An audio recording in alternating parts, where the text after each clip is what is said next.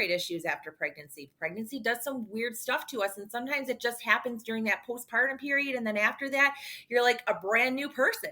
It's weird. Pregnancy is weird. It's great, but it's weird. So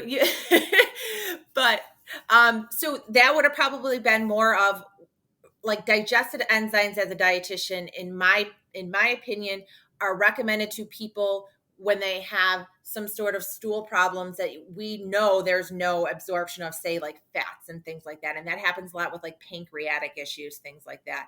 I don't think that was needed for you, but that's just okay. That's just my opinion.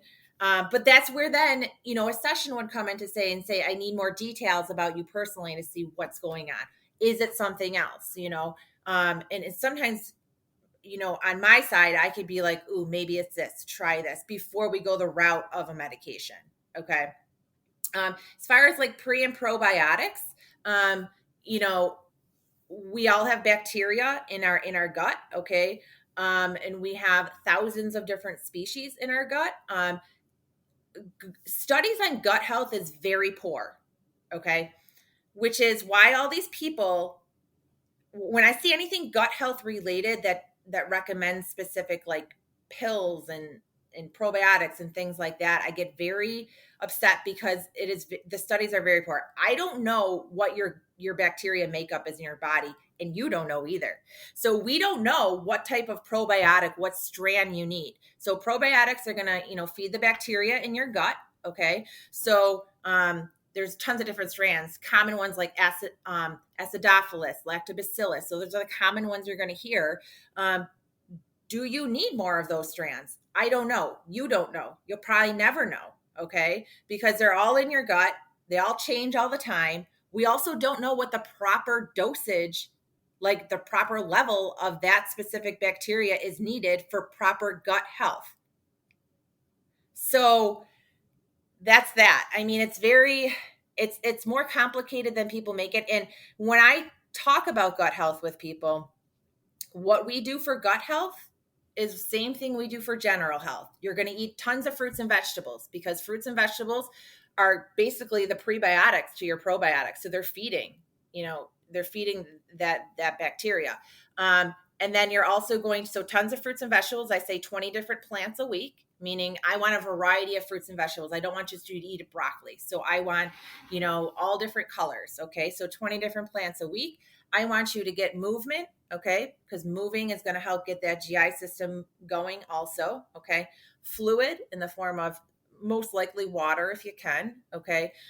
Monitoring things, making sure that you have no, essentially, intolerances, things like artificial sweeteners, sugar, alcohols may bother it, caffeine may bother it, alcohol may bother it. So those are going to be things that we're going to have to regulate to see, hey, does that, upset my stomach to then cause some gut health issues? Do you know what I mean? Proper sleep, proper stress management. Okay. So all these things are not only just for gut health, but they're also for general health. And again, like I said, it's very hard to find what specific probiotics we need. If you go to the store, you're just, all right, I'm just taking this bottle. Well, is that good enough? And it's the same thing with like after antibiotics. Some people will be like, hey, I need you to be on a probiotic 30 days after your antibiotic because you just wiped out all your bacteria. But our bodies are amazing in the ways that you could rebuild that bacteria. And what I would say, if anything, if you're on an antibiotic, I would eat some form of fermented food that have probiotics in it, like yogurt, kefir, something like the sauerkraut. And I would eat that during the time have something like that during the time you're on antibiotics, and then for a month after, and then get the variety of fruits and vegetables. And then there shouldn't be a need for a probiotic. Okay. And again, if you're still struggling with any GI issues, I think there needs to be a deeper look at what else you're eating, what else you're doing in your lifestyle. Mm-hmm. And then if down the road, if say, hey, I want to try a probiotic to see, how it may make me feel, try it for a month. And then if you feel worse, come off of it. If you feel better, then maybe you do want to be on it. Yeah. Yeah. And that's what I was going to say. I feel like a lot of people do stick on these supplements or new diets because they think they're feeling better. But like you said, if you're doing a bunch of different things, it's hard to tell what it is. So you brought up like gut health and like supplements for that. What is your, I'm sure you've heard of blooms before. Yeah, is that like the green powder? Yeah, yeah. What do you think of that? Is that just how to get in all of these vegetables, or like it's Yeah. it's crazy how many influencers I see taking that. Like it is, they have the best marketing team. I don't know how they do it. See how I just like I was like, is that because I'm not Yeah. even sure about all these products. Yeah. Yeah. So greens powders are like athletic greens is another big one that people promote. Um, we don't know really what's in them. Okay, you're not getting the fiber out of it. So first of all, foods first. Okay, fruits and vegetables first. Now, and it always comes back to I get the clients that are like, well, I don't like fruits and vegetables. I'm like, you do not like one fruit or vegetable? Like, come on. Okay. And then I'm like, okay, then we're gonna work. I do have a girlfriend who does not like any fruits and vegetables, and I'm like, we need to work on this and somehow sneak them into your diet, whether it be like in casseroles, in smoothies, whatever it is. Okay. So first things first with greens powders, they're expensive. Okay. Number two, you're not getting the fiber as you would have like a fruit and vegetable. Okay. Number three, I I I don't think Blooms is third party tested, but you can correct me if I'm wrong. But like, so really, what is in those things? Okay. Like, meaning it says, hey, packed with 74 nutrients or whatever. Is it really? You don't know. Okay. So that's my concern with things like that is they're really not needed. Now, you know, again, too, some of them have like botanicals in them. So, and this is the same thing with like protein powders, like, um, what's the beach body one, they always put like a bunch of like mushrooms and botanicals in it, and people are like, I have GI issues, and I'm like, look what you're eating, you know what I mean, like, but you probably it's from stuff all with all that added stuff, and it's probably in stuff like the greens powders like that too, just to say, hey, this mushroom's going to help you be healthier, but are you tolerating that? So I personally think they're a waste, and I would rather have you work on getting fruits and vegetables. They don't have to be organic. They can Mm-hmm. be conventional. There's, so, but yeah, I'm just not a fan of those types of things. They're Yeah. overpriced. Yeah. It Yeah. really seems so simple, like just get it from your diet.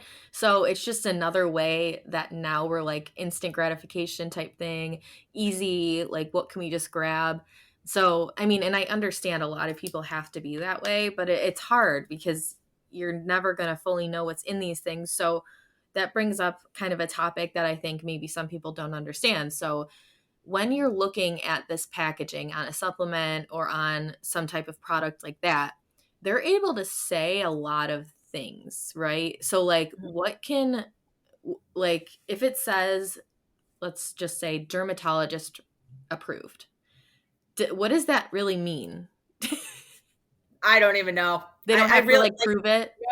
no. And like they put keywords on there, like, improves immunity or immune health, improves weight loss. They could put, improves gut health, like all those key grab aids and weight loss, like aids and weight loss is on everything. Hmm. Okay. Hmm. um improves skin, like that's also on like collagen, like I Hmm. use collagen, but like we don't even know if that really helps with skin and nails yet. The Hmm. studies really don't show, but it could say it on there. Hmm. So like it's very frustrating, and that's how they get you, and that Hmm. just could be on all the products. It really can. And when it says, like, I don't even know why they put, like, dermatologist approved, like it's just maybe a dermatologist liked it, and one dermatologist liked it. Is that all they Yeah. need? I'm not even sure with that.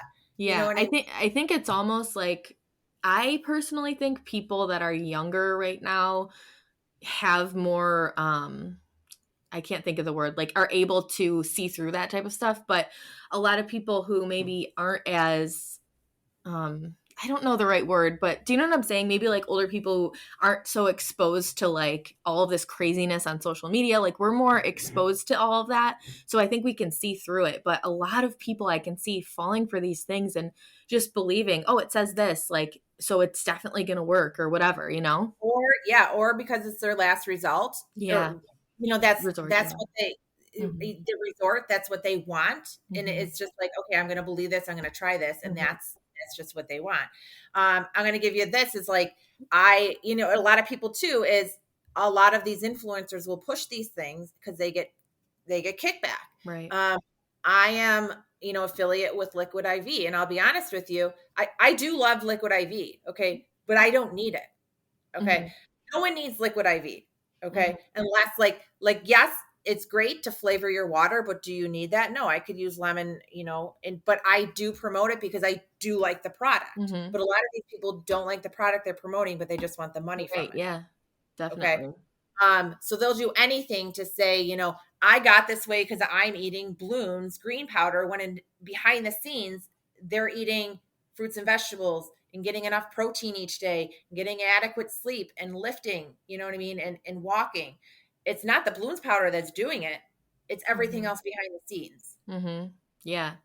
And I think a lot of, even if there's like an influencer that maybe a listener is thinking like, oh no, they like are so genuine. Like some people just don't realize like that it really isn't working or what might be in it. It's hard. And like you said, like the studies and complicated articles and stuff, they're hard to understand and decipher and really like get, does that make sense? Like even some studies that people will be like, oh well, it says this, it was 10 people, or like it was, they were also Exactly. doing this, or like, you know what I mean? Right. Like people just take one line from things. And I actually was a freelance writer in like the health industry and health and wellness and stuff.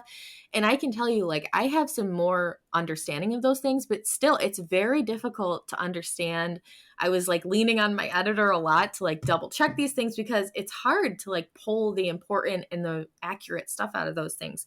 So, yeah, I just think that's an important point to like go to a trusted person, a doctor, a GI doctor, a dietitian, whoever, to like kind of tell you, no, that's not even true. Or like they can say this, but it's not true. So, kind of getting back to all of the things that you have to take into consideration with your health, mental health and the gut are really connected, right? Yeah. Yeah. Yeah. So, do you see that changing foods and changing diets can really improve like anxiety, stress? Like what is your experience with that and what do you recommend for that? Yeah. So I think a lot of and I see this a lot with my clients, is their relationship with food is very poor. And until they heal that, they're not going to be able to eat healthy. So give you this and to bring it back to like where I had an eating disorder in high school, my relationship with food was very poor, and I still to this day work on it. And there's a book called Intuitive Eating, and I really enjoy it. And I recommend it to a lot of my clients. But sometimes I have clients walk in and they're counting calories, they're counting macros, they're obsessed with supplements, they're obsessed with everything nutrition, but then they're all of a sudden like binging on weekends because they're so restrictive, doing specific diets, all these challenges and things like that. I'm like, you need a therapist because you need to work on your relationship with food. Okay. Because this is stressing you out more. Okay. And stress is then causing you to not directly gain weight, but indirectly in a way that it's causing you to choose foods you probably shouldn't and eat portions you probably shouldn't. Okay. Which then is also then affecting your gut health. I mean, it all does, and when I talked about gut health before, I had brought up stress management. So it's all kind of intertwined. Stress management is not only, you know, beneficial to gut health, it's also beneficial to general health. Okay. And two, I feel like social media does not help with our stress level and our relationship with food, because it's constant, do this, do that. You're stressing out of this, you're counting this, you're counting that. And then you're seeing body image pictures of people that are not realistic. I mean, half these people that you see online, all they do is work out all days because they're influencers. That is not a normal life. We have careers, we go to work, we have kids, we have families. You know, they they might, but they also might be an influencer all day on top of that. You know what I mean? So, I think stress management is huge. I think we also don't have enough therapists locally to support our mental health crisis, whether it be around food or not. So I always tell people, and I always tell people, I say, if they come to me and I'm like, if you don't have a therapist, you need to get one. And I say you need to make an appointment with 2 different ones, because if you don't like that first one, you need to feel that connection. You need to have that connection with them. And a lot of times, like I said, Intuitive Eating is a good book that I really do recommend to a lot of my clients, especially female clients that struggle